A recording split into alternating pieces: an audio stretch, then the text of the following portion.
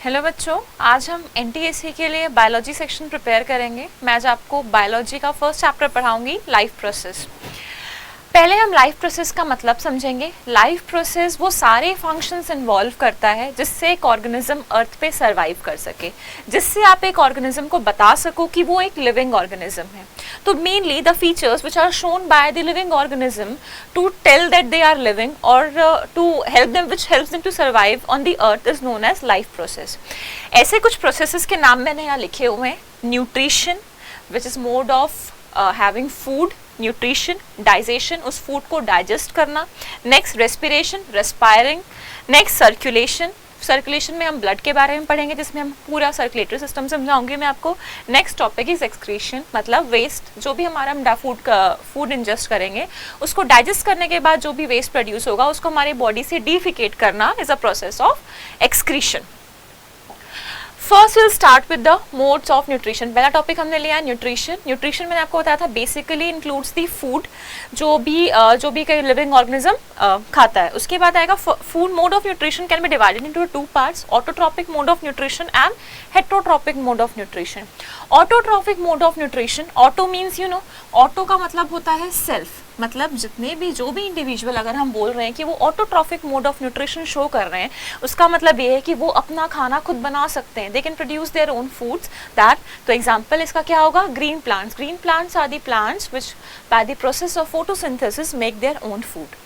Second mode of nutrition is heterotropic mode of nutrition. Heterotropic mode of nutrition वो mode of nutrition होता है जिसमें living organism अपना food खुद नहीं बना सकता, वो किसी और organism पे depend करता है। Either they depend on the plant or some other organism for their food. इसमें हम examples लिख सकते हैं animals, human beings, we all show heterotropic mode of nutrition. Autotrophic mode of nutrition को हमने दो पार्ट में डिवाइड किया है, फोटोऑटोट्रॉफिक एंड कीमोऑटोट्रॉफिक। फोटोऑटोट्रॉफिक वो ऑर्गेनिज्म होते हैं जो खाना बनाने के लिए, फूड बनाने के प्रोसेस के लिए क्या यूज कर रहे हैं? एनर्जी के तौर पर लाइट यूज करते हैं, जैसे plants. Plants are example of photoautotrophic organism. ठीक है। Next, blue green algae. Blue green alga is also the example of photoautotropic organism. इनके पास क्लोरोफिल होती है, ये सनलाइट को एब्जॉर्ब करते हैं और अपना खाना खुद बनाते हैं। नेक्स्ट, कीमोऑटोट्रॉफिक। कीमो वर्ड से ही आपको समझ आ रहा है something related to the chemical. तो जो ऑर्गेनिज्म कीमोऑटोट्रॉफिक होते हैं वो केमिकल्स यूज करते हैं for deriving of energy which is used in the production of food. जैसे हम इसमें एग्जाम्पल के तौर पर लिख सकते हैं सल्फर बैक्टीरियाज। सल्फर बैक्टीरिया जो क्या यूज करता है? सल्फर यूज करता है, सल्फर और in form of sulphate use करता है for the production of food. Next, nitrifying bacteria जो नाइट्रोजन यूज करता है for the production of food. ठीक है। नेक्स्ट है हेटरोट्रॉपिक मोड ऑफ न्यूट्रिशन। अभी मैंने आपको बताया हेटरोट्रॉपिक मोड ऑफ न्यूट्रिशन क्या था। हेटरोट्रॉपिक मोड ऑफ न्यूट्रिशन जिसमें जो लिविंग ऑर्गेनिज्म है अपना फूड खुद नहीं प्रिपेयर कर सकता, किसी और ऑर्गेनिज्म, वो प्लांट्स भी हो सकते हैं और वो एनिमल भी हो सकता है, उस पर डिपेंड करता है, उसको बोलते हैं heterotrophic mode of nutrition. Heterotrophic mode of nutrition तीन तरह के होते हैं, saprophytic, parasitic and holozoic. Saprophytic organism वो ऑर्गेनिज्म होते हैं जो किसी डेड और डिकेइंग एनिमल पे फीड कर रहे होते हैं। लाइक अगर आपने देखा होगा कि कभी अगर कोई एनिमल मर जाता है तो उस पर क्रो फीड करते हैं, फल्चर फीड करते हैं। वो कौन सा मोड ऑफ न्यूट्रिशन शो कर रहे हैं? They are showing saprotrophic mode of nutrition. तो हम इसमें एग्जाम्पल लिख सकते हैं crow and we can write the example vulture. Next, parasitic mode of nutrition.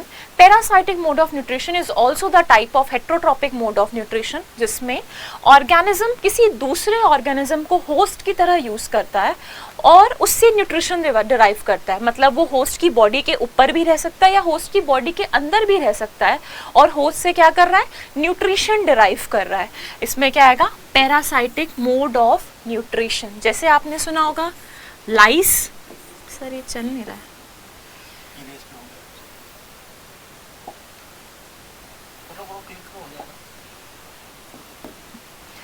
जैसे इसमें एग्जाम्पल देखेंगे, example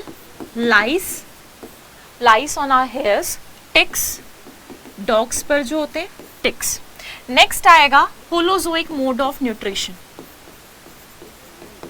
holozoic mode of nutrition ये भी एक form of heterotrophic mode of nutrition है, जिसमें जो एनिमल है वो कॉम्प्लेक्स फॉर्म में फूड को इंजेस्ट करता है। जैसे हम ह्यूमन बींग्स देख लें, हम कॉम्प्लेक्स फॉर्म में फूड को इंजेस्ट करते हैं, फिर उसको च्यू करते हैं, डाइजेस्ट करते हैं, फिर अब्जॉर्ब करते हैं। तो we show the holozoic mode of nutrition. इसमें एग्जाम्पल के तौर पर आप लिख सकते हैं ह्यूमन बींग्स।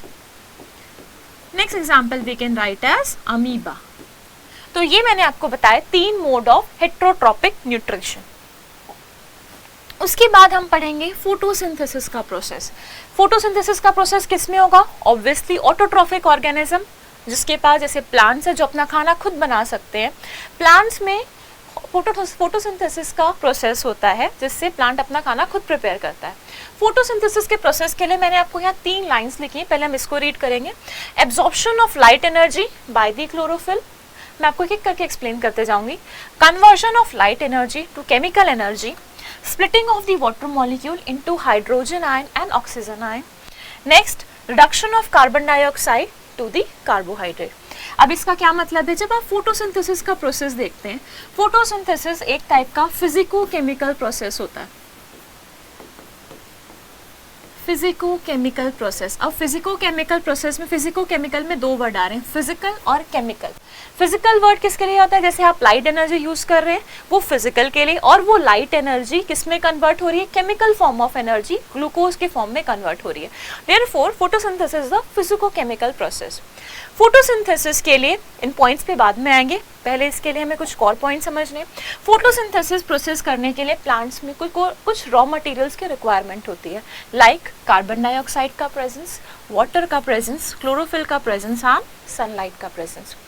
कार्बन डाइऑक्साइड जो है हम प्लांट को एनवायरनमेंट से मिल जाती है, वाटर प्लांट एब्जॉर्ब कर लेता है, chlorophyll is present within the plant. Chlorophyll कहाँ प्रेजेंट होता है? क्लोरोप्लास्ट में प्रेजेंट होता है। Chloroplast is a type of cell organelle, ये सब आपने 9th में पढ़ा होगा। तो chlorophyll is a pigment which is present in the chloroplast. Next, sunlight sun से मिलती है। ये 4 बेसिक रॉ मटेरियल होते हैं for the process of photosynthesis. Next, जब हम फोटोसिंथेसिस का प्रोसेस देखते हैं, ये फोटोसिंथेसिस की रिएक्शन लिखी है मैंने, जिसमें 6 molecule of carbon dioxide react with 12 molecules of water in the presence of sunlight and chlorophyll और प्रोड्यूस करता है glucose which is converted into starch in the plant and oxygen. अब इसमें क्या हुआ है? इसमें अब हम इन तीनों प्रोसेस, अब मैं आपको तीनों स्टेप एक्सप्लेन करूंगी। ये 3 स्टेप्स मैंने आपको बताए थे, हम इस रिएक्शन को यहीं लिख लेते हैं। 6CO2 plus 12H2O in the presence of sunlight and chlorophyll, it is converted into glucose C6H12O6 plus 6 molecule of oxygen। ठीक है, इसमें क्या किया प्लांट ने? सबसे पहले मैंने लिखा absorption of light energy bye chlorophyll. Chlorophyll molecule था, कहाँ प्रेजेंट था? क्लोरोप्लास्ट में प्रेजेंट था। वहाँ पे सनलाइट एब्जॉर्ब, क्लोरोप्लास्ट कहाँ प्रेजेंट होता है? Generally green part of the plant, जैसे लीफ हो गई, या जो न्यू स्टेम्स होती हैं उसमें, या सेपल्स होती हैं वहाँ प्रेजेंट हो जाएगा, या जो ग्रीन फ्रूट्स होते हैं जो अभी तक अनराइप फ्रूट है वहाँ सब क्या होगा? जो भी ग्रीन पार्ट्स होंगे प्लांट के वहाँ पर सब क्लोरोप्लास्ट प्रेजेंट होगा। क्लोरोप्लास्ट में मैंने आपको क्या बताया? क्लोरोप्लास्ट में प्रेजेंट होता है क्लोरोफिल। क्लोरोफिल क्या एब्जॉर्ब करता है? First, absorption of light energy, sunlight light देगा, उसको एब्जॉर्ब कौन करेगा? क्लोरोफिल एब्जॉर्ब करेगा। Next, conversion of this light energy into chemical energy, splitting of the water molecule into hydrogen and oxygen। अब जो ये वाटर मॉलिक्यूल यूज किया था, सबसे पहले ये किस में ब्रेक होता है? हाइड्रोजन और ऑक्सीजन में ब्रेक होता है। ठीक है, अब जो ये ऑक्सीजन है ये तो ऐसे का ऐसे ही इवॉल्व हो गया, यहाँ आपको दिख रहा है ऑक्सीजन इवॉल्व हो गया है, पर ये जो हाइड्रोजन है, इस हाइड्रोजन ने क्या किया है? कार्बन डाइऑक्साइड के साथ रिएक्शन किया है, कार्बन डाइऑक्साइड को रिड्यूस किया है और उसको किस फॉर्म में कन्वर्ट किया है? उसको ग्लूकोज के फॉर्म में कन्वर्ट किया। तो मैंने यही लिखा है कि पहले क्या हुआ? Splitting of water molecule. Water molecule किस में स्प्लिट हुआ? हाइड्रोजन और ऑक्सीजन में स्प्लिट हुआ। उसके बाद जो ऑक्सीजन था वो वैसे का वैसे ही इवॉल्व हो गया प्लांट से, और जो हाइड्रोजन था वो carbon dioxide, reduction of carbon dioxide to carbohydrate, किसने? By hydrogen ion, by hydrogen. यहाँ पे क्या होगा, ये हाइड्रोजन इस कार्बन डाइऑक्साइड के साथ रिएक्ट किया और इसको किस फॉर्म में कन्वर्ट किया, reduce in the form of glucose. This is a complete process of photosynthesis. ठीक है, नेक्स्ट हम पढ़ेंगे holozoic mode of nutrition in amoeba. Holozoic mode of nutrition मैंने आपको पहले एक्सप्लेन कर दिया था। होलोजोइक मोड ऑफ न्यूट्रिशन क्या होता है, जिसमें जो ऑर्गेनिज्म होता है कॉम्प्लेक्स फॉर्म में फूड को इंजेस्ट कर रहा है और उसकी बॉडी के अंदर फूड डाइजेस्ट हो रहा है, that is holozoic mode of nutrition. मैंने आपको इसका एक और एग्जाम्पल बताया था, example is amoeba and human beings. पहले हम अमीबा को लेकर चलेंगे। अमीबा, एक हमने अमीबा का स्ट्रक्चर बनाया। Amoeba is a irregular shape organism. Amoeba के पास प्रेजेंट है एक फूड पार्टिकल।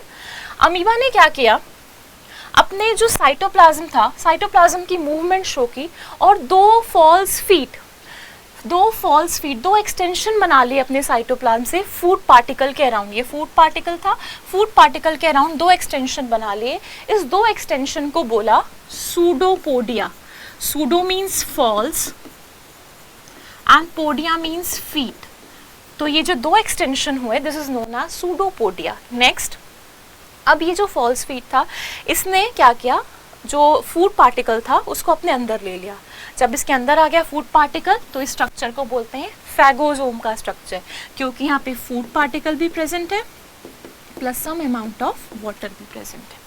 नेक्स्ट, अब ये फूड पार्टिकल आया, इसको डाइजेस्ट करना है, तो with the help of lysosome, lysosome के पास आपको पता है कुछ डाइजेस्टिव एंजाइम होते हैं, हाइड्रोलाइटिक एंजाइम होते हैं जो ब्रेकिंग में हेल्प करते हैं।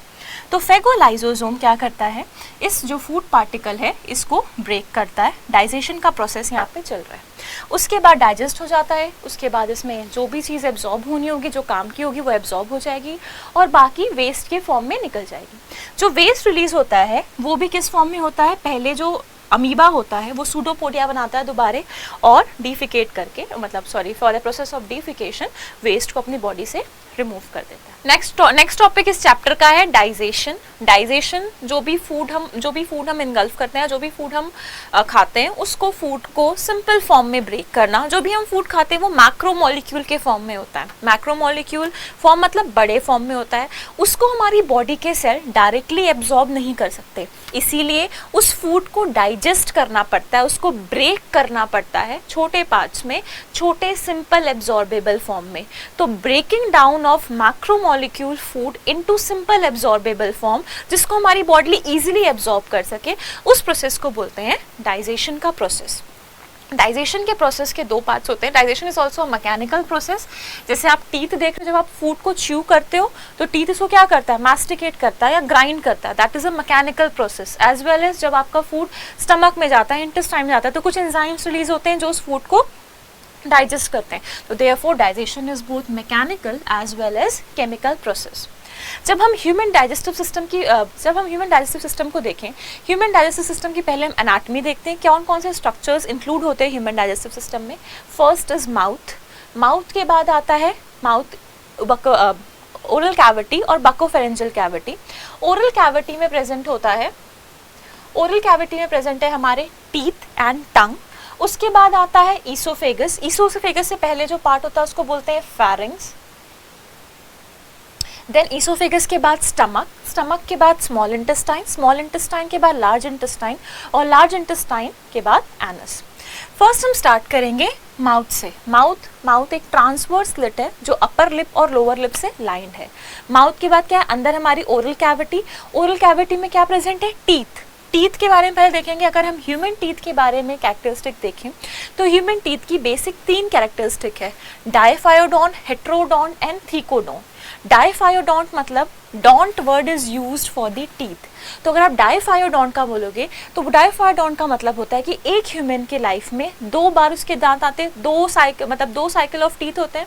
बचपन में जब हम होते हैं दैट इज मिल्क टीथ और डेसिडुअस टीथ, उसी प्रॉपर्टी। और जब हम अडल्ट होते हैं तो उसको परमानेंट टीथ, उसी प्रॉपर्टी को बोलते हैं डायफायोडोंट, मतलब 2 बार एक ह्यूमन की लाइफ में 2 बार टीथ आते हैं। नेक्स्ट है हेट्रोडोंट। हेट्रोडोंट मतलब डिफरेंट टाइप्स ऑफ टीथ। आपने देखा होगा ह्यूमंस में डिफरेंट टाइप्स ऑफ टीथ होते हैं। जो सामने स्क्वायर शेप बड़े वाले टीथ होते हैं that is incisors, then canines sharp teeth which are use for tearing, then premolars and molars. तो basically humans have 4 type of teeth, incisors, canines, premolars and molars. इसको बोला गया है हेट्रोडोंट की प्रॉपर्टी। नेक्स्ट है thecodont. Thecodont मतलब होता है, आपने देखा होगा ह्यूमन टीथ जो होते हैं, ह्यूमन टीथ हमारी ये जॉ बोन है, जॉ बोन की सॉकेट में एम्बेडेड है, तो उस प्रॉपर्टी को बोला गया है थीकोडोंट की property. Therefore human teeth have 3 basic property, diphyodont, heterodont and thecodont. Next हमारे ओरल कैविटी में या हमारे बकल कैविटी में क्या प्रेजेंट होता है? टंग। टंग के मैंने क्या लिखे हुए हैं? टंग का क्या लिखा? स्वैलोइंग ऑफ फूड, स्वैलो करने में हेल्प करती है। नेक्स्ट टेस्टिंग, टंग के ऊपर टेस्ट बर्ड्स प्रेजेंट होते हैं, different types of taste buds like sweet, सार, बिटर, सोर। ठीक है। Next swallow, next mixing with the saliva. जो टंग होती है, जब हम फूड को च्यू कर रहे होते हैं, हमारे मुंह में क्या होता है? ग्लैंड, सलाइवरी ग्लैंड्स प्रेजेंट होते हैं, वो सलाइवा रिलीज करते हैं और जो फूड को माउथ में डाइजेस्ट करने में हेल्प करते हैं। तो उसकी मिक्सिंग का काम कौन करता है? फूड और सलाइवा की मिक्सिंग का काम करता है टंग। नेक्स्ट हम पढ़ेंगे सलाइवरी ग्लैंड। सलाइवरी ग्लैंड के बारे में अगर आप पढ़ो तो एक ह्यूमन के माउथ में 3 पेयर्स ऑफ सलाइवरी ग्लैंड होते हैं। एक पेयर होता है हमारे चीक के पास which is known as parotid gland, मैं यहाँ लिख के जाती हूँ, that is known as parotid gland, जो लार्जेस्ट सलाइवरी ग्लैंड होता है। एक हमारी जॉ बोन पे होता है which is known as submaxillary, और एक हमारी टंग के नीचे होता है that is known as sublingual gland. ये 3 हमारे पास सलाइवरी ग्लैंड प्रेजेंट होते हैं। ये तीनों सलाइवरी ग्लैंड सलाइवा कहाँ रिलीज करते हैं? हमारे माउथ में रिलीज करते हैं। सलाइवा की प्रॉपर्टी देखेंगे, एक ह्यूमन में एक दिन में around 1 to 1.5 litres of saliva produce होता है। ये सलाइवा का पीएच होता है पीएच 6.8। सलाइवा के पास कुछ एंजाइम्स और कुछ पार्टिकल्स प्रेजेंट होते हैं like lysozyme. Lysozyme is anti bacterial in nature. Anti bacterial मतलब ये हमारे माउथ में बैक्टीरिया को ग्रो करना प्रिवेंट करता है, anti bacterial in function. Next salivary amylase. Salivary amylase is a enzyme. जो भी आप फूड डाइजेस्ट करते हो उसमें जो कार्बोहाइड्रेट वाला पार्ट होता है दैट इज स्टार्च, उसका 30% starch in the presence of salivary amylase is broken down into smaller disaccharide unit which is known as maltose। ठीक है, ये हमने पढ़ा माउथ के बारे में, जिसमें हमने ओरल कैविटी इंक्लूड की। ओरल कैविटी के बाद हमने उसमें टंग के बारे में पढ़ा और टीथ के बारे में पढ़ा। टीथ की प्रॉपर्टीज देखी, टंग की प्रॉपर्टीज देखी, सलाइवरी ग्लैंड्स देखे, कितने सलाइवरी ग्लैंड्स प्रेजेंट होते हैं और सलाइवरी ग्लैंड्स सलाइवा रिलीज करते हैं, कुछ प्रॉपर्टी हमने देखी सलाइवा की। नेक्स्ट पार्ट आता है फैरिंग्स। फैरिंग्स पार्ट होता है जब आप फूड को च्यू करके स्वालो करते हो तो फूड के साथ साथ कुछ अमाउंट ऑफ एयर भी हमारे साथ साथ फूड के साथ साथ स्वेलो होती है। तो जो हमारे ये गले का ये वाला पार्ट है ऊपर, ईसोफेगस के ऊपर वाला part, that is known as pharynx region. तो pharynx is the common passage for food and air. उसके बाद एयर क्या चलती है? विंड पाइप में चली जाती है और फूड किस में चला जाता है? फूड पाइप में आ जाता है। फूड पाइप में आया, food pipe is also known as oesophagus. Oesophagus क्या करता है? ईसोफेगस अपने आप में कॉन्ट्रैक्ट करता है, रिलैक्स करता है, कॉन्ट्रैक्ट करता है, रिलैक्स करता है, ताकि जो फूड पार्टिकल माउथ से आ रहा है वो ईसोफेगस में, ईसोफेगस कॉन्ट्रैक्ट करेगा, रिलैक्स करेगा, कॉन्ट्रैक्ट करेगा, ताकि वो उसको कहाँ तक ट्रांसफर कर सके? स्टमक तक ट्रांसफर कर सके। स्टमक और ईसोफेगस के जहाँ पे जंक्शन होता है वहाँ पर एक स्फिंक्टर मसल प्रेजेंट होती है। स्फिंक्टर मसल का क्या काम होता है? स्फिंक्टर मसल और टाइप ऑफ मसल होती है जो बैक फ्लो को प्रिवेंट करती है। अगर एक बार फूड स्टमक में आ गया है तो वो जो फूड है स्टमक से दोबारा हमारे ईसोफेगस में ना चला जाए, हमारे फूड पाइप में ना आए, इसीलिए एक मसल प्रेजेंट है which is known as gastroesophageal muscle.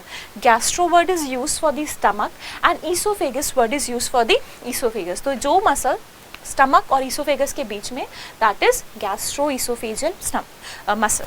Next आएगा स्टमक। अब फूड कहाँ आ गया है? स्टमक में। स्टमक क्या होता है? Stomach is a J shaped organ. Stomach का प्राइमरी काम होता है फूड को स्टोर करना। जब स्टमक फूड को स्टोर कर लेता है, सेकेंडरी काम उसका क्या है? Digestion of food. First is storage of food, second is digestion of food. Storage of food मतलब स्टमक 4 to 5 आवर्स के लिए फूड को स्टोर करता है बिफोर डाइजेशन के प्रोसेस। नेक्स्ट डाइजेशन, उसके बाद स्टमक कुछ एंजाइम रिलीज करता है फूड को डाइजेस्ट करवाने के लिए। अगर हम स्टमक का स्ट्रक्चर देखें, stomach is divided into 4 parts. First is fundus, second is cardiac, third is body and fourth is pyloric. जहाँ पर ईसोफेगस ओपन होता है, ये कौन सा पार्ट होता है? कार्डियक का पार्ट। दोबारा fundus, cardiac, body and pyloric. Stomach के बाद फूड कहाँ जाएगा बेटा? स्टमक के बाद फूड आ जाता है स्मॉल इंटेस्टाइन में। स्मॉल इंटेस्टाइन या स्टमक के बाद से शुरू हो जाएगी।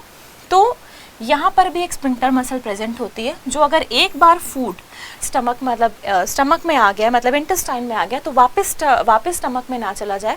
यहाँ भी एक स्फिंक्टर मसल प्रेजेंट है which is known as pyloric sphincter. अब हमने देखा कि स्टमक में डाइजेशन कैसे होगा फूड का। स्टमक में कुछ सेल्स प्रेजेंट होते हैं जो कुछ सिक्रीशन प्रोड्यूस करते हैं, जिसके कारण डाइजेशन का प्रोसेस हो पाता है। स्टमक में 3 तरह के सेल्स होते हैं, mucus neck cell, next chief cell and last parietal cell. जब हम म्यूकस नेक सेल की बात करते हैं तो ये स्टमक में क्या रिलीज करता है? म्यूकस रिलीज करता है, जो स्टमक की लाइनिंग को प्रोटेक्ट करता है। नेक्स्ट चीफ सेल रिलीज करता है inactive protein digestive enzyme which is known as pepsinogen. Pepsinogen को रिलीज किया इनएक्टिव फॉर्म में। Pepsinogen is a protein digestive enzyme. Third cell होती है parietal cell. Parietal cell release करती है HCl और इंट्रिंसिक फैक्टर। अगर आप HCl देखोगे तो HCl का क्या काम होता है? HCl का मेनली 2 काम होता है स्टमक में। पहली बात, फूड के साथ अगर कोई माइक्रोब्स आ गया है तो उस माइक्रोब्स को हाई pH प्रोवाइड करके, उसको हाई एसिडिक कंडीशन प्रोवाइड करके उसको किल कर देना। दूसरा, ये इनएक्टिव पेप्सिनोजेन को किस में कन्वर्ट कर देता है? एक्टिव पेप्सिन में कन्वर्ट कर देता है। अब इस पेप्सिन का क्या काम होगा? ये पेप्सिन हमारी बॉडी में प्रोटीन पैक, जो हमने फूड में प्रोटीन खाया है, प्रोटीन पैक करेंगे और प्रोटीन को किस में ब्रेक कर देंगे? पेप्टाइड्स या पेप्टोन्स में। These are smaller part of the protein. यहाँ मैंने पेराइटल सेल में एक और वर्ड लिखा है, इंट्रिंसिक फैक्टर। इंट्रिंसिक फैक्टर क्या होता है? It is a factor which helps in absorption of vitamin B12 in our body. Next आ गया फूड। आपको पता है गैस्ट्रो पाइलोरिक स्फिंक्टर को क्रॉस करके कहाँ आ गया? फूड आ गया है स्मॉल इंटेस्टाइन में। स्मॉल इंटेस्टाइन की 3 पार्ट्स होती हैं। First is duodenum, next is jejunum and last is ileum. अगर आप डिओडेनम वाला पार्ट देखोगे, duodenum is the first part, C shape part होता है। इसके पास यहाँ पे ओपनिंग होती है लिवर के डक्ट की और होती है पेनक्रिया के डक्ट की। ये दोनों डक्ट आके वो डिओडेनम में ओपन करते हैं और अपने अपने सिक्रीशन देते हैं। जो लिवर की डक्ट की ओपनिंग होती है वो क्या करती है? लिवर क्या प्रोड्यूस करता है हमारी बॉडी में? बाइल प्रोड्यूस करता है। बाइल का क्या काम होता है? बाइल हमारी बॉडी में फैट को डाइजेस्ट करने में हेल्प करता है, या फैट को लार्ज फैट मॉलिक्यूल से सिंपल फैट मॉलिक्यूल्स में ब्रेक करने, which is known as emulsification of fat, उसमें काम करता है लिवर का juice which is bile. Next मैं आपको बताया पेनक्रिया का भी सिक्रेशन आ रहा है यहाँ पे। पेनक्रिया क्या क्या क्या सिक्रेशन आता है? पेनक्रिया कुछ एंजाइम रिलीज करता है जिसको बोलते हैं pancreatic amylase. Pancreatic amylase is a carbohydrate digestive enzyme. देखो जो 30% स्टार्च था वो डाइजेस्ट हो गया था, ऊपर ही बच गया था 70% स्टार्च। तो जो बचा हुआ पार्ट है, जो 70% स्टार्च है, वो बाकी माल्टोज में कहाँ कन्वर्ट होगा? वो कन्वर्ट होगा अमाइलेज फॉर्म में। ठीक है। नेक्स्ट है ट्रिप्सिनोजेन, जो इनएक्टिव फॉर्म में ये प्रोटीन डाइजेस्टिव एंजाइम है। Trypsinogen, carboxypeptidase and chymotrypsinogen. ये है protein trypsinogen, procarboxypeptidase and chymotrypsinogen. ये है प्रोटीन डाइजेस्टिव एंजाइम जो इनएक्टिव फॉर्म में प्रेजेंट है हमारी बॉडी में। सबसे पहले एक्टिव होता है trypsinogen with the help of enzyme name as enterokinase. उसके बाद एक्टिव ट्रिप्सिन कन्वर्ट एक्टिव कर देता है प्रोकार्बोक्सीपेप्टाइडेज को कार्बोक्सीपेप्टाइडेज में, और काइमोट्रिप्सिनोजेन को कन्वर्ट कर देता है काइमोट्रिप्सिन में, जो क्या होता है protein digestive enzyme. Again protein पे काम करेगा और प्रोटीन को किस में? पेप्टाइड्स और पेप्टोन्स में कन्वर्ट कर देगा। नेक्स्ट एंजाइम है लाइपेज। लाइपेज एंजाइम क्या करता है? जो बाइल जूस ने फैट को स्मॉल ड्रॉपलेट मॉलिक्यूल में ब्रेक किया था, उस स्मॉल ड्रॉपलेट मॉलिक्यूल को फर्दर ब्रेक करने में काम करता है पेनक्रियाटिक लाइपेज। नेक्स्ट उसके बाद आएगा, अब हम पढ़ रहे हैं कुछ जूस इंटेस्टाइन भी रिलीज करती है। हमने लिवर का जूस देख लिया, हमने पेनक्रिया का जूस देख लिया। अब मैं आपको बताऊंगी कि कुछ जूस इंटेस्टाइन भी रिलीज करती है। जो डाइसेकेराइड था वो किस में ब्रेक हुआ था? माल्टोज में ब्रेक हुआ था। तो माल्टोज को सिंपल ग्लूकोज के फॉर्म में चेंज करना है, तो उसके लिए इंटेस्टाइन रिलीज करती है जूस जिसमें होता है maltase. Maltase is a maltose digesting enzyme जो माल्टोज को ब्रेक करता है 2 यूनिट्स ऑफ ग्लूकोज। नेक्स्ट ये रिलीज करता है एंजाइम सुक्रेज। सेम ये सुक्रोज को ब्रेक डाउन करता है. नेक्स्ट लैक्टेज, जो लैक्टोज को ब्रेक डाउन करता है. Lactose is milk sugar. Next dipeptidase. Dipeptidase का क्या काम है? जो हमारे पास पेप्सिन और ट्रिप्सिन ने काम किया था, प्रोटीन को किस में ब्रेक कर दिया था? पेप्टाइड्स में, पेप्टाइड्स और पेप्टोन्स में ब्रेक कर दिया था, उसके ऊपर काम करता है और उसको सिंपलर अमाइनो एसिड के फॉर्म में कन्वर्ट कर देता है. तो लास्ट डाइजेशन का प्रोसेस हो रहा है बेटा अब यहाँ पे. नेक्स्ट लाइपेज ने काम किया था, उसके बाद लाइपेज किस में कन्वर्ट हुआ था? न्यूक्लिक एसिड, फैट को डाइजेस्ट किया था लाइपेज. फिर क्या जाएगा? नेक्स्ट था यहाँ पे न्यूक्लियस. न्यूक्लियस पहले एक्ट करता है पेनक्रियाटिक जूस पे, उसके बाद nucleotidase which further digest the nucleotide and convert them into nucleoside, और nucleoside को दोबारा से नेक्स्ट में कन्वर्ट करता है शुगर एंड नाइट्रोजनस बेसिस के फॉर्म में. स्मॉल इंटेस्टाइन में डाइजेशन का प्रोसेस कंप्लीट हो गया. उसके बाद फूड चला जाता है स्मॉल इंटेस्टाइन से लार्ज इंटेस्टाइन में.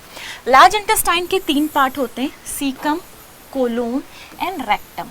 अगर आप सीकम देखोगे तो caecum is a pouch like structure which is present at the starting of colon. Caecum क्या करता है? होस्ट करता है बहुत सारे सिम्बायोटिक ऑर्गेनिज्म को, और इसके पास एक वर्म लाइक स्ट्रक्चर होता है which is known as vermiform appendix. उसके बाद आएगा कोलोन. कोलोन 4 टाइप के होते हैं. ये आपको दिख रहा है, ये असेंडिंग कोलोन, ये ट्रांसवर्स कोलोन, ये डिसेंडिंग कोलोन और ये सिग्मोइड कोलोन. ये क्या बताया मैंने आपको? असेंडिंग कोलोन, ये क्या? ट्रांसवर्स, ये क्या? डिसेंडिंग, और ये कौन सा कोलोन? Sigmoid colon. नेक्स्ट आएगा रेक्टम. रेक्टम क्या करता है? लास्ट पार्ट है लार्ज इंटेस्टाइन का रेक्टम. रेक्टम का क्या काम है? रेक्टम हमारी बॉडी में टेम्परेरी जो अनडाइजेस्टेड फूड वेस्ट के फॉर्म में कन्वर्ट हो गया उसको हमारी बॉडी में टेम्परेरी स्टोर करके रखता है. नेक्स्ट है, आपने क्या पढ़ा? अभी डाइजेशन का प्रोसेस किया था, फूड डाइजेस्ट हो चुका है, सिंपलर फॉर्म में कन्वर्ट हो चुका है, अब उस फूड को एब्जॉर्ब करना होगा. मेन एब्जॉर्प्शन का काम होता है इंटेस्टाइन में. इंटेस्टाइन में फिंगर लाइक फोल्डिंग प्रेजेंस होती है जिसको बोलते हैं विलाई. विलाई क्या करता है? इंक्रीज करता है सरफेस एरिया ताकि ज़्यादा से ज़्यादा फूड जो है वो बॉडी में एब्जॉर्ब कर सके. नेक्स्ट, अब जो हो गया फूड जितना भी हमने डाइजेस्ट किया था, जितना भी हमारी बॉडी को रिक्वायर्ड था, वो सारा फूड एब्जॉर्ब हो चुका है. नेक्स्ट है लास्ट प्रोसेस डीफिकेशन या इजेशन का प्रोसेस. इससे जो वेस्ट मटेरियल रेक्टम में स्टोर हुआ था वो हमारी बॉडी से डीफिकेट हो जाएगा by the help of anus. तो ये आपने पढ़ा डाइजेशन का प्रोसेस. यहाँ आपका डाइजेशन का प्रोसेस कंप्लीट हो गया. चैप्टर का नेक्स्ट टॉपिक पढ़ेंगे हम ब्रीदिंग या respiration. Breathing is a simple process of inhalation of oxygen and exhalation of carbon dioxide. जब आप सांस लेते हो मतलब जब आप ऑक्सीजन इनहेल करते हो और जब आप कार्बन डाइऑक्साइड को बाहर छोड़ते हो मतलब एक्सहेल करते हो, that process is known as breathing process. जब हम respiratory system in human beings देखें तो रेस्पिरेटरी सिस्टम स्टार्ट होता है हमारा माउथ, या हम कह सकते हैं माउथ और नोज से स्टार्ट होता है. उसके बाद कहाँ आता है? माउथ के बाद वही बकोफेरेंजियल कैविटी. उसके बाद आता है हमारा फैरिंग्स रीजन. फैरिंग्स के बाद आता है लैरिंग्स रीजन. फैरिंग्स और लैरिंग्स क्या होता है? हमारा वॉइस बॉक्स होता है, जहाँ से voice box from where the voice is produce in a human being. Voice जब लैरिंग्स होता है, larynx lead to the wind pipe which is also known as trachea. इससे पहले हमें एक चीज़ और समझनी है. जब अब मैंने आपको बताया था जब हम फूड पाइप के बारे में पढ़ रहे थे और food pipe and wind pipe are parallelly placed with each other. मानो ये विंड पाइप है and this is food pipe which is known as oesophagus. तो जब फैरिंग्स वाला रीजन कौन सा रीजन था? जहाँ पे फूड और एयर साथ साथ आ रहा था. फैरिंग्स वाले रीजन में क्या हो रहा है? फूड भी आ रहा है और साथ साथ एयर भी आ रही है. तो फूड कहाँ चला जाता है? फूड पाइप में चला जाता है. फूड विंड पाइप में ना जाए इसीलिए यहाँ पे एक फ्लैप लाइक स्ट्रक्चर प्रेजेंट होता है which is known as epiglottis, जो covering of the wind pipe को कवर कर लेता है. जब फूड आता है तो ये विंड पाइप को कवर कर लेता है which is known as epiglottis. ठीक है. लैरिंग्स के बाद आया था हमारा विंड पाइप शुरू हो गया था. विंड पाइप क्या है? इसको क्या बोलते हैं? ट्रैकिया. ट्रैकिया सी शेप कार्टिलेजिनस रिंग से कवर होता है। सी शेप कार्टिलेजिनस रिंग इसको क्या प्रोवाइड करती है? स्टेबिलिटी प्रोवाइड करती है, ताकि जब हम इनहेल करें जो प्रेशर से हवा अंदर जा रही है जिसके कारण हमारा ट्रैकिया कोलैप्स ना कर सके। तो सी शेप कार्टिलेजिनस रिंग का क्या काम था? To prevent the collapse of trachea. Next आएगा ट्रैकिया। आपको देख रहे हो दो पार्ट में डिवाइड हो जाता है, एक ये जो राइट लंग में जाता है, एक लेफ्ट लंग में जाता है। This is known as bronchi, primary bronchi. यहाँ पे first division is known as bronchi. Bronchi further छोटे छोटे पाइप्स में डिवाइड होता है, पतले पाइप्स में डिवाइड होता है, which is known as primary, secondary, tertiary bronchi. Bronchi के बाद फर्दर और डिवीजन होता है which is known as bronchioles. तो मतलब first bronchi, then primary, then secondary, then tertiary, उसके बाद आता है ब्रोंक्यूल्स। ब्रोंक्यूल लास्ट में लीड करता है sac like structure which is known as alveoli. Alveoli is the main site for exchange of gases. जो भी ऑक्सीजन आपने इनहेल किया है वो हमारे nose, mouth, larynx, pharynx, larynx और विंड पाइप से ट्रैवल करके एट लास्ट कहाँ पर आ जाएगा? हमारे एल्वियोलाई में आएगा, जहाँ पर एक्चुअल एक्सचेंज ऑफ गैसेस का काम होगा। तो alveoli is the site for exchange of gases, actual site for exchange of gases. Next अब हम देखेंगे एल्वियोलाई के बारे में। एल्वियोलाई मैंने आपको बता दिया।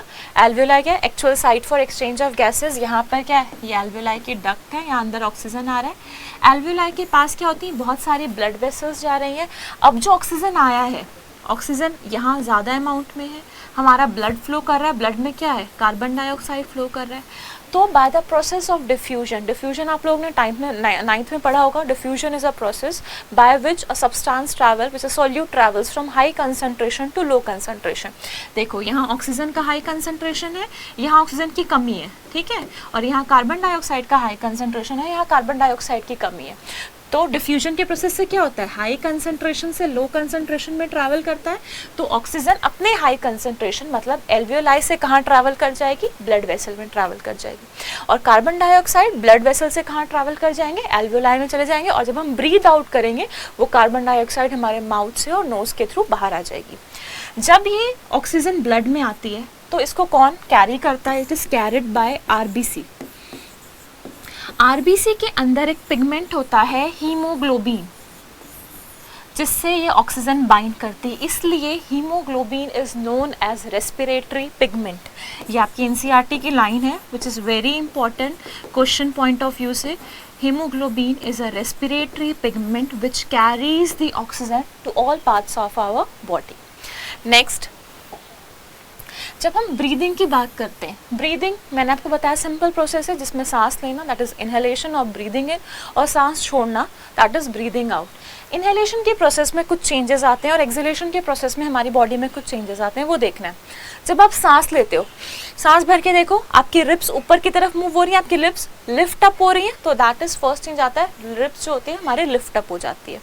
हमारी लंग के नीचे, जैसे अगर आप लंग का डायग्राम देखो, हमारी लंग के नीचे एक डोम शेप मसल प्रेजेंट होती है which is known as diaphragm. जब आप सांस लेते हो तो ये डायफ्राम क्या होता है? फ्लैट हो जाता है। डोम शेप से क्या होता है? सांस अंदर की तरफ आपने इनहेल किया, ज़्यादा वॉल्यूम बढ़ा, तो ये जो डायफ्राम होता है ये फ्लैट हो जाता है ताकि ज़्यादा से ज़्यादा एयर हम अपने लंग्स में एक्यूमुलेट कर सके। तो डायफ्राम क्या होता है? कॉन्ट्रैक्ट करता है। जब डायफ्राम कॉन्ट्रैक्ट करेगा तो ये अपने नॉर्मल डोम शेप से कैसा हो जाएगा? फ्लैट हो जाएगा। नेक्स्ट, एक्सहेलेशन का प्रोसेस, मतलब जब आप सांस छोड़ रहे हो, जब आप सांस छोड़ोगे तो रिप्स जो जहाँ थी नॉर्मल पोजीशन पे वहीं आ जाएंगी, तो लिप अपने नॉर्मल पोजीशन पे बाहर नॉर्मल पोजीशन पे आ जाती है वापस। डायफ्राम भी अपने नॉर्मल पोजीशन पे आ जाएगा, मतलब डायफ्राम का नॉर्मल शेप क्या था? डोम शेप था, तो नॉर्मल डायफ्राम अपने डोम शेप में वापस आ जाएगा। Next topic respiration. अभी तक हमने क्या पढ़ा? हमने ह्यूमन रेस्पिरेटरी सिस्टम के बारे में पढ़ा, हमने ह्यूमन रेस्पिरेटरी सिस्टम के वेरियस स्ट्रक्चर्स पढ़े, हमने लंग्स के बारे में पढ़ा, एल्वियोलाई के बारे में पढ़ा, रेस्पिरेटरी पिगमेंट के बारे में पढ़ा। तो बेसिकली हमने सारा ह्यूमन वाला पार्ट कवर किया। अब हम रेस्पिरेशन के कुछ जनरल पॉइंट्स देखते हैं। रेस्पिरेशन दो तरह के होते हैं, एरोबिक रेस्पिरेशन और एनएरोबिक रेस्पिरेशन। अभी तक मैंने रेस्पिरेशन वर्ड यूज़ नहीं किया था, अभी तक मैंने कौन सा वर्ड यूज़ किया था? Breathing word. ब्रीदिंग सांस लेना और सांस छोड़ना। Respiration is different from breathing. Respiration क्या होता है? जब आपने सांस लिया, जो ऑक्सीजन आपने इनहेल की, जो ऑक्सीजन आपने टिश्यू तक पहुंचाई, वो ऑक्सीजन का यूटिलाइज करना। उस ऑक्सीजन को क्या करता है? टिश्यू यूटिलाइज करता है। किस काम के लिए? फूड पार्टिकल को ब्रेक करने के लिए, ताकि उसमें से एनर्जी रिलीज हो सके।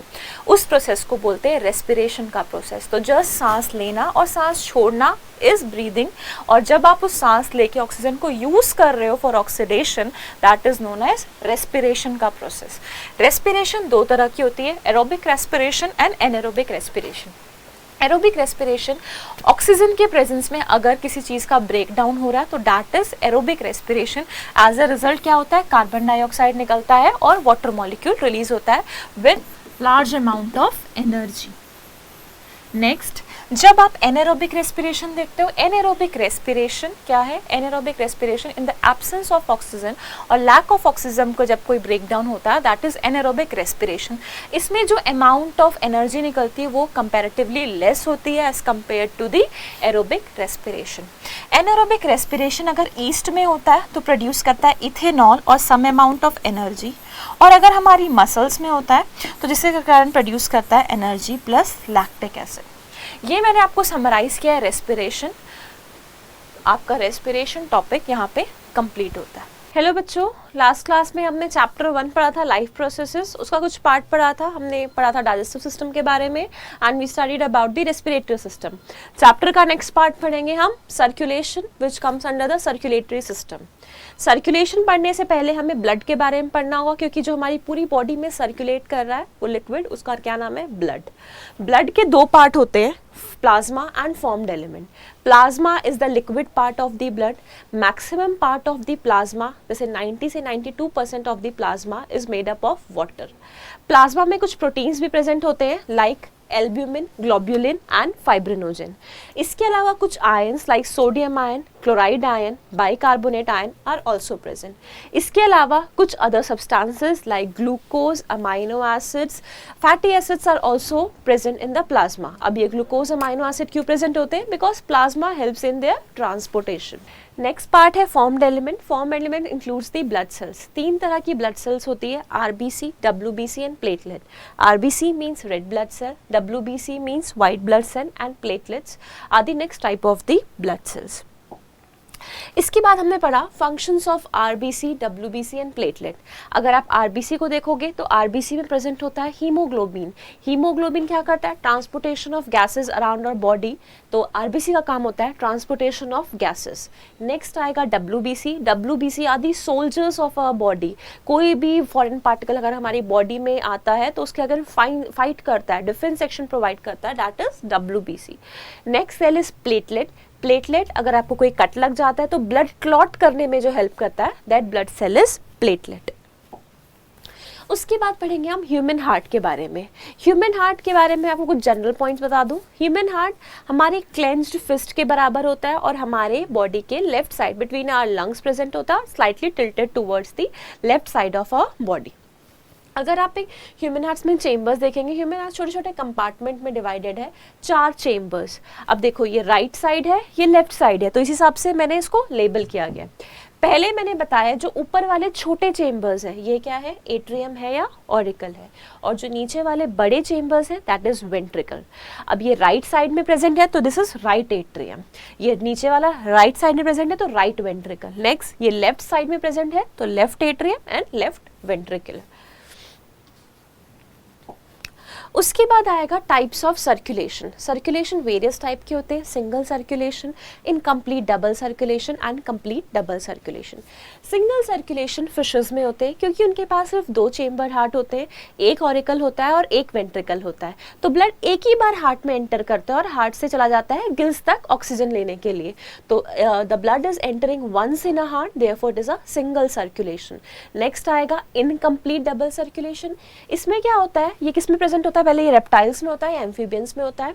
इसमें 3 चेम्बर्स होते हैं, 2 ऑरिकल होता है और एक वेंट्रिकल होता है। इसमें मिक्सिंग ऑफ दी ब्लड चलती है। अब इसमें इनकम्प्लीट क्योंकि मिक्स ब्लड ट्रैवल करता है ब्लड में, इसलिए it is incomplete double circulation. इसमें एक एक्सेप्शन है दैट इज क्रोकोडाइल। क्रोकोडाइल के पास कंप्लीट 4 चेम्बर्ड हार्ट होता है, इसलिए उसमें कंप्लीट डबल सर्कुलेशन होता है। नेक्स्ट आएगा डबल सर्कुलेशन। डबल सर्कुलेशन का प्रोसेस जो है 4 चेम्बर, जैसे ह्यूमंस हमारे में डबल सर्कुलेशन होता है, हमारे अंदर 4 चेम्बर हार्ट होता है जिसमें से 2 ऊपर ऑरिकल और 2 नीचे वेंट्रिकल प्रेजेंट होते हैं। अब मैंने यहाँ भी लेबल किया गया है ये right auricle, left auricle, right ventricle, left ventricle. हमारी पूरी बॉडी से, हमारी ऊपर वाली बॉडी से और हमारी लोअर बॉडी से, ऊपर से आती है सुपीरियर वेना कावा और लोअर बॉडी से आती है इंफीरियर वेना कावा, जो कौन सा डीऑक्सीनेटेड ब्लड लेकर आ रही है। और वो डीऑक्सीनेटेड ब्लड को कहाँ दे रही है, राइट एट्रियम में दे रही है। राइट एट्रियम से फिल होकर ये ब्लड कहाँ जाता है, by crossing the valve known as tricuspid valve, जो उसको ब्लड को, डीऑक्सीनेटेड ब्लड को राइट एट्रियम से कहाँ मूव कर दे रहा है, राइट वेंट्रिकल में मूव कर देता है। राइट वेंट्रिकल में मूव करने के बाद ये blood with the help of pulmonary artery, this is pulmonary artery, pulmonary artery के प्रेजेंस से डीऑक्सीनेटेड ब्लड कहाँ चला जाता है, लंग्स में चला जाता है। लंग्स में क्या मिलता है, उसको ऑक्सीजन मिलता है, तो कार्बन डाइऑक्साइड हमारे ब्लड से बाहर निकल जाता है और ऑक्सीजन हमारे ब्लड में एंटर कर लेता है। उसके बाद ब्लड हमारे हार्ट में दोबारा एंटर कर रहा है, देखो पहले एक बार यहाँ से एंटर किया था, अब दोबारा एंटर कर रहा है in the left atrium. Left atrium से चला जाता है लेफ्ट वेंट्रिकल में। लेफ्ट वेंट्रिकल से चले जाने के बाद, अच्छा इसको क्रॉस कौन करवा रहा है, with the help of bicuspid valve और also known as mitral valve. उसके बाद क्या हुआ, यहाँ से राइट लेफ्ट वेंट्रिकल से यहाँ पे एक आर्टरी निकलती है जिसको बोलते हैं अरोटा। अरोटा के बाद ये हमारे ब्लड हमारे हर बॉडी ऑर्गन्स में सप्लाई होता है। तो ब्लड हमारी बॉडी में, हार्ट में 2 बार आ रहा है, एक बार सुपीरियर वेना कावा और इन्फीरियर वेना कावा से आ रहा है राइट एट्रियम में, और दूसरी बार आ रहा है पल्मनरी वेन के थ्रू लेफ्ट एट्रियम में। Therefore this type of circulation is known as double circulation. इसके बाद आएगा blood pressure. What is blood pressure, अगर हम जनरल टर्म से पढ़ें तो ब्लड प्रेशर जितने प्रेशर से हमारा ब्लड आर्टरीज में फ्लो कर रहा है, या जितना प्रेशर हमारा ब्लड आर्टरीज की वॉल पे लगा रहा है, उसको बोलते हैं blood pressure. Normal blood pressure के 2 पार्ट हैं, सिस्टोलिक प्रेशर। सिस्टोलिक प्रेशर मतलब जब हार्ट कॉन्ट्रैक्ट कर रहा है, that is systolic pressure. Next is diastolic pressure, मतलब जब हार्ट रिलैक्स कर रहा है, दैट इज डायस्टोलिक प्रेशर। तो जब हार्ट पंप कर रहा है ब्लड को, तो ब्लड किस स्पीड से जा रहा है, बाय द किस प्रेशर से जा रहा है, 120 mmHg के प्रेशर से जा रहा है। और जब हार्ट रिलैक्स कर रहा है तो किस स्पीड से ब्लड आर्टरीज में फ्लो हो रहा है, 80 mmHg। तो इस हिसाब से नॉर्मल ब्लड प्रेशर कितना होता है, 120/80 mmHg। नेक्स्ट आएगा हाई, आपने सुना होगा हाई ब्लड प्रेशर या low blood pressure. High blood pressure is also known as hypertension. अब नॉर्मल ब्लड प्रेशर मैंने आपको कितना बताया, 120 systolic pressure and 80 is the diastolic pressure. तो वही प्रेशर जब बढ़ जाता है, दैट इज मोर देन 120 और you can say more than 140/90, that is known as the high BP और हाइपरटेंशन। उसके बाद आएगा लो बीपी। लो बीपी या हाइपोटेंशन बोल सकते हो, जिसमें ब्लड हमारे जितना नॉर्मल फ्लो हो रहा था 120/80, उससे कम स्पीड से फ्लो हो रहा है। तो स्पीड कितनी डिक्रीज हो गई है, 110 से 80 तक स्पीड कम हो गई है। This is known as low BP, is also known as hypotension. अब आपने यहाँ तक सर्कुलेटरी सिस्टम के बारे में पढ़ा दिया, मैंने आपको एक सर्कुलेटरी सिस्टम का ओवरव्यू दिया है। अब हम इस चैप्टर के लास्ट पार्ट में आ गए हैं, दैट इज एक्सक्रीशन, जो एक्सक्रीटरी सिस्टम इन्वॉल्व करता है। अगर आप ह्यूमन एक्सक्रीटरी सिस्टम को देखोगे, ह्यूमन एक्सक्रीटरी सिस्टम में पहले क्या क्या पार्ट होते हैं, पेयर ऑफ किडनी प्रेजेंट होती है, जिसमें जो राइट किडनी होती है वो स्लाइटली लोअर होती है as compare to the left kidney. अब ये स्लाइटली लोअर क्यों होती है, because of the presence of liver. हमारी बॉडी में लिवर प्रेजेंट होता है, इसलिए राइट वाली किडनी थोड़ी लोअर होती है। किडनी में प्रेजेंस होते हैं नेफ्रॉन। उसके बाद किडनी से निकलते हैं 2 पाइप जो यूरिन को लेकर जाते हैं यूरिनरी ब्लैडर में। ये पाइप्स को बोलते हैं यूरेटर। तो a pair of kidney, a pair of ureter, a single urinary bladder. Urinary bladder का क्या काम है, यूरिनरी ब्लैडर स्टोर करता है टेम्पररी यूरिन को, और यूरिन पास होता है यूरेथ्रा से। नेक्स्ट पार्ट आएगा नेफ्रॉन। नेफ्रॉन किडनी का जो स्ट्रक्चरल और फंक्शनल पार्ट है वो होता है नेफ्रॉन। बेसिकली जो यूरिन बनाने में हेल्प कर रहा है, या जो यूरिन का फॉर्मेशन जहाँ हो रहा है, उस पार्ट को बोलेंगे नेफ्रॉन। अगर आप नेफ्रॉन के पार्ट्स देखो तो नेफ्रॉन का एक सी शेप स्ट्रक्चर होता है, इसको बोलते हैं बोमेन कैप्सूल। उसके बाद आता है PCT. PCT is proximal convoluted tubule, this is near to the Bowman capsule, इसलिए इसको पीसीटी नाम दिया हुआ है क्योंकि ये पास है, प्रॉक्सिमल है। नेक्स्ट आपको ये यू शेप स्ट्रक्चर दिख रहा है, this is Henle's loop, also known as loop of Henley. उसके बाद ये वाला पार्ट कॉइल पार्ट दिख रहा है, this is distal convoluted tubule as it is far away from the Bowman capsule, इसीलिए इसको नाम, और कंस्ट्रक्टेड फॉर्म में है इसीलिए इसका नाम दिया गया है डिस्टल कॉन्वोल्यूटेड टिब्यूल। उसके बाद लास्ट पार्ट आएगा कलेक्टिंग डक्ट, कलेक्टिंग डक्ट है नेफ्रॉन का लास्ट पार्ट। अब इसमें क्या होता है, जब पहले ब्लड वेसल्स, यहाँ पे आपको ब्लड वेसल्स का कलेक्शन दिख रहा है, टफ ब्लड वेसल जो एफरेंट आर्टेरियोल का कलेक्शन है, इसको बोलते हैं ग्लोमेरुलस। तो ब्लड यहाँ से क्या होता है, पहले फिल्टर होता है और कहाँ ट्रैवल करता है, पूरे के पूरे नेफ्रॉन में ट्रैवल करता है। जो एसेसरीज रिक्वायरमेंट्स होती है हमारे बॉडी में, like glucose, amino acid, water, bicarbonates, iron, ये सारे हमारे बॉडी में एक्टिवली और पैसिवली रीएब्जॉर्ब हो जाते हैं। उसके बाद कुछ हमारे बॉडी में फिल्ट्रेशन के बाद भी कुछ ऐसे सब्सटेंस, हार्मफुल सब्सटेंसेस हमारी बॉडी में रह जाते हैं, लाइक यूरिया, जिसको, या पोटाशियम आयन, जो हम अपने यूरिन में दोबारा एक्सक्रीट, जिससे जो हमें अपने यूरिन से एक्सक्रीट आउट कराने होंगे, तो दोबारा ब्लड उसे नेफ्रॉन क्या दे देता है, that is known as tubular secretion का प्रोसेस। तो ये था आपका एक्सक्रीशन का पार्ट। नेक्स्ट आपका आएगा मिक्सचुरेशन। अब आपको क्या, मैंने वो क्या बताया, टेम्परेरी स्टोरेज ऑफ यूरिन कौन कर रहा था, यूरिनरी ब्लैडर, और यूरिन पास कहाँ से हो रहा था, यूरेथ्रा से। अब जो यूरिन पास करने के प्रोसेस है, this process is known as micturition process. In a normal healthy human beings passes around 1 to 1.5 liter of urine per day. Urine का कलर आपको पता है स्लाइट येलो कलर का होता है, that is because of the presence of urochrome pigment. आप urine test से बहुत सारे बीमारियों का पता लगा सकते हो, जैसे अगर यूरिन टेस्ट में अगर ग्लूकोज आ रहा है या कीटोन बॉडीज आ रही है, that is indication of diabetes. अगर यूरिन टेस्ट में बाइल पिगमेंट आ रहा है तो जॉन्डिस। तो this was the overview of the excretory system. आपका फर्स्ट चैप्टर कंप्लीट हो गया है, लाइफ प्रोसेस। नेक्स्ट क्लास में हम आपको कंट्रोल एंड कोऑर्डिनेशन के बारे में पढ़ेंगे। Thank you.